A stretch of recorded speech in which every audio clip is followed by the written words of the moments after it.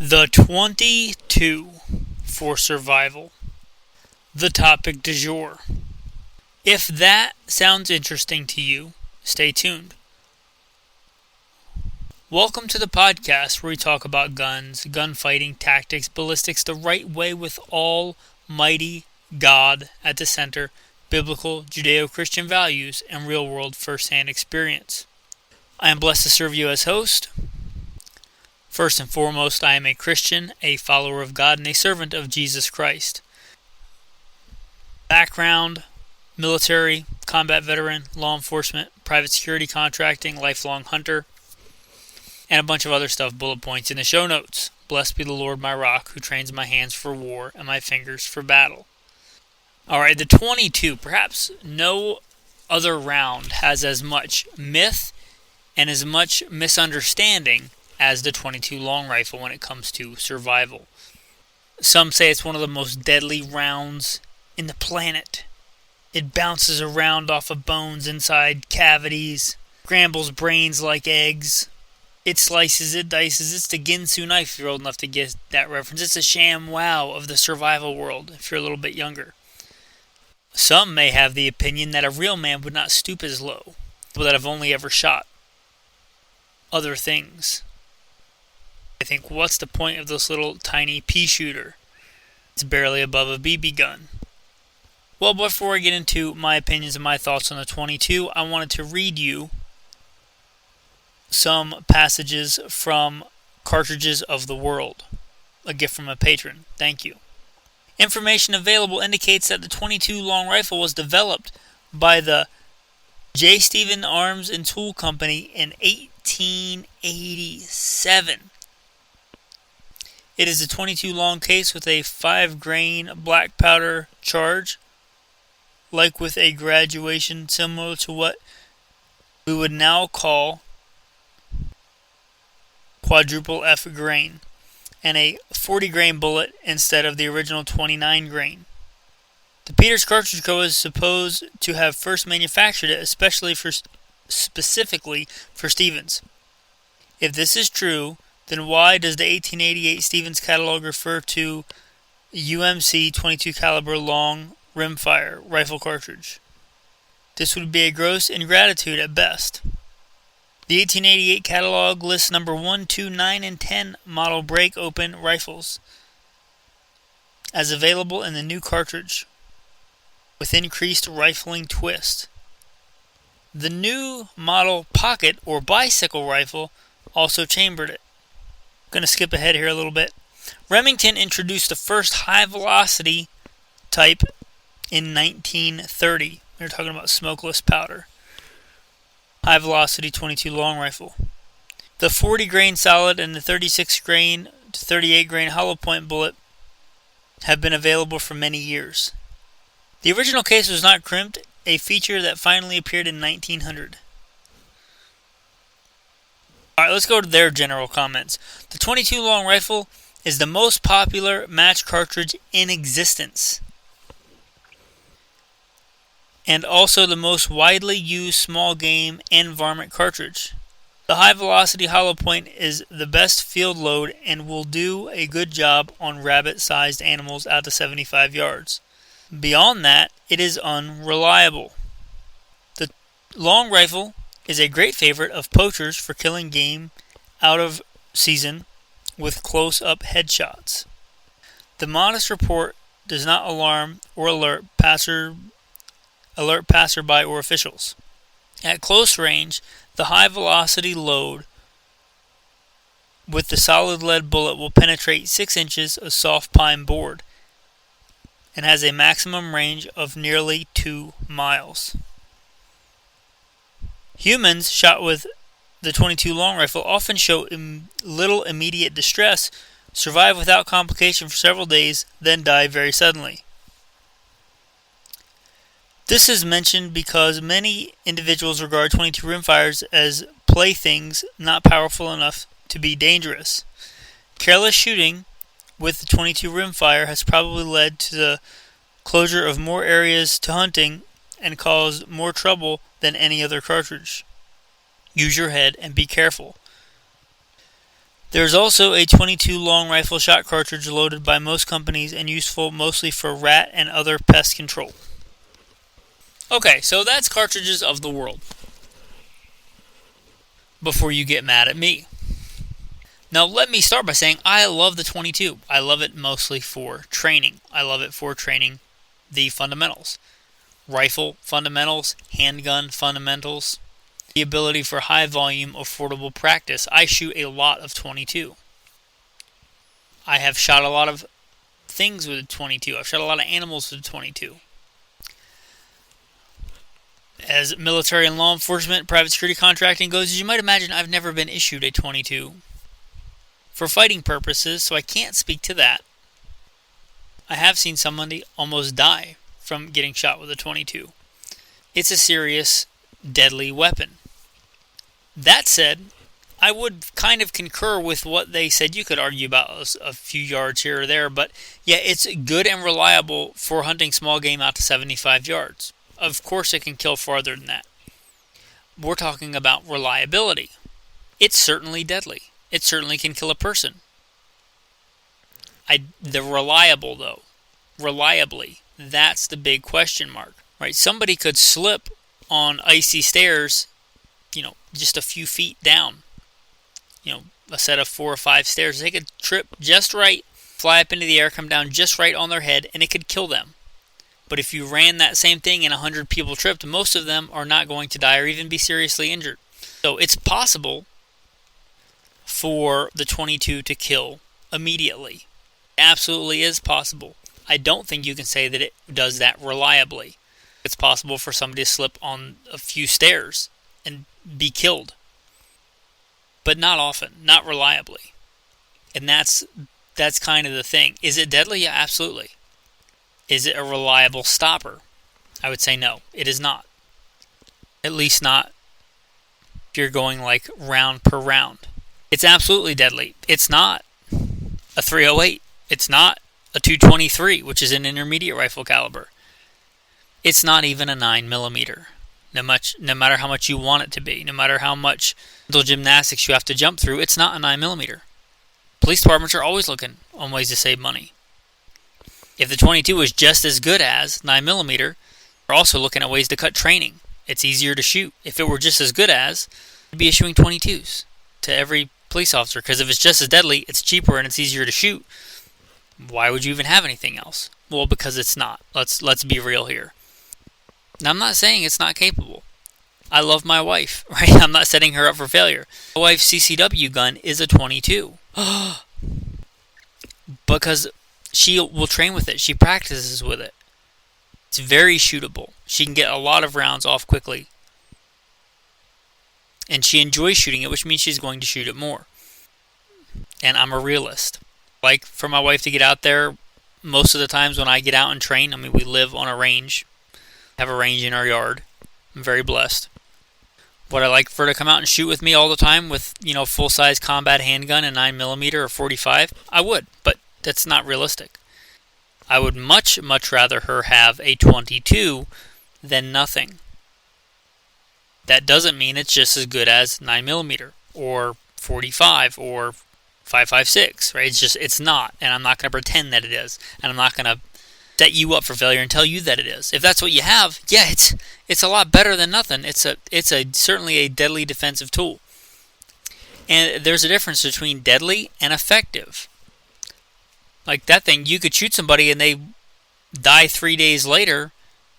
Okay, well, that wasn't really the point. If you're shooting and you're ethical, the only reason you should be shooting somebody is in a defensive type scenario, right? We're talking somebody is doing a behavior so egregious that your only course of action is to use death or serious bodily injury to stop them from doing that bad behavior. As in, they're trying to kill somebody, you shoot them, and they still keep trying to kill that person, and they effectively do kill that person. And they die 3 days later from your 22 wound. Well, that was completely ineffective, because it didn't do the thing you wanted it to do. The thing you wanted to do was not kill the person. The thing you wanted to do was stop the threat.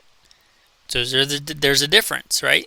You shoot them with a 22, they could get gangrene and die 6 months later. Yeah, is that a deadly round? Yeah, it killed them. but not effective. So those are different things. I just wanted to hash that out there. And again, I'm not saying you should never ever use a 22 for defense. Again, my wife, her carry gun is a 22. But it's not just as good as. So I just want to be real. Talking about hunting, I've done a lot of hunting. I've done a lot of hunting with a 22. If you're talking about day-to-day hunting, and I think I covered this on a recent episode for your guys' questions, but day-to-day reasonable hunting, you're talking small game. And I would draw the line at like medium small game at close range. That 75-yard mark they mentioned there, that's not a bad distance. 50 yards, something like a fox. Medium small game. That's where I would draw the ethics in normal times. Now, if I was emaciated, starving, my wife was starving to death, I was going to die, and what I had was a 22 and a doe walked out in front of me, would I take the shot? Yes, I would take the shot, because human life is more important than animal life. Read the Bible. You are of more value than many sparrows. Right? So yeah, I would take the shot in that scenario where it's life or death. I'm not going to go out and hunt deer in normal times with a 22 when I have so many other options. 30-06, 308. You could argue the difference between 30-06 and 308, and many people do, but it's a ridiculous argument compared to a 22. Right? Those are proper deer hunting cartridges. Okay, so we talked a little bit about the effectiveness. Why is it so popular in the survival space, in the survival community? Let's get the real thing out on the table first. Okay, let's just be real with each other. A big reason the 22 is popular is because it's cheap. The guns are relatively cheap in general. Of course, you can get a crazy expensive 22, but the guns are relatively cheap, even for a good one, compared to other things. They're cheap. The ammo is cheap. And a lot of people are cheap. Hey, I can commiserate. I grew up poor. I get it. But a lot of people are blinded by it's cheap and this is what I have, so I want to pretend it's just as good as. I want to pretend my 1022 with a banana magazine is just as good as an AR-15. It's not. But that is if we're being honest here, a big reason why it's so popular is because it's cheap. And that's what people have, and they want to pretend that they made the best choice and that it wasn't based on them being cheap. Okay, so I just want to get that out there. That's a real thing. A good legitimate reason why the 22 is so popular for survival is the weight of the ammo. And this is a big thing, and this is a very real thing. As somebody that rucks regularly, I am very aware of the acronym ounces equal pounds and pounds equal pain. I have covered I don't know how many miles on foot. In the military, in the infantry, in combat, just in living in the backwoods in nature, which is something I love doing, in hunting, and remote wilderness western hunting, I'm very familiar. If you're talking about really hard times, like bug out times, the amount of ammo you have on you may be the only ammo you have, period. You can carry a lot of 22. You could carry literally, if you're judicious with your shot placement, because you're not, I don't care what you think, I don't see the future, but I don't anticipate the apocalypse being like one long John Wick movie, right? So you could probably carry a lifetime supply of ammo of 22 long rifle on you, period, and never need any other ammo and live the rest of your life with that ammo. You really can't say that for any other common caliber. You could carry 1,000 rounds of 22. That's a lot of ammo. If you're only going to shoot when you absolutely need to, that's a lot of ammo. And that really is the only advantage, I think, the only big advantage of the 22 is the weight of the ammo, which is why a lot of people would pick it for their ultimate survival weapon, because they're like, well, at least I have ammo. I love the 12 gauge. The 12 gauge has very heavy ammo. Go look at a box of 25 rounds of 12 gauge and look at a box of 50 rounds of 22 long rifle. It's apples and oranges. Right, so that's a very, very big deal. Yeah, is a 12 gauge round of double-aught buck so much better for clearing a room than a 22? For sure. But if you have 0 rounds of double-aught buck left and you have a bunch of 22 left, well, now that 22 is a lot better for kicking down a door than the empty shotgun. So there is a real argument to be made there. And another one, as they alluded to in poaching, is it's fairly quiet. No, you don't need a suppressor. No, you don't need crazy specialty ammo. A 22 long rifle is relatively quiet if you have a proper long barrel, and a handgun is still pretty loud. But it's a lot quieter than a lot of other things. All these people spending $1,200 for their, center fire rifle. I'm talking regular, actual, real man rifle rounds. Bottleneck supersonic cartridges. Not a PCC or something. But like supersonic rounds going, $3,000, going over 3,000 feet a second, or 2,800-ish, right? Even with a suppressor, those are very loud, despite what marketing would have you believe. You're still supposed to wear hearing protection. They're so loud.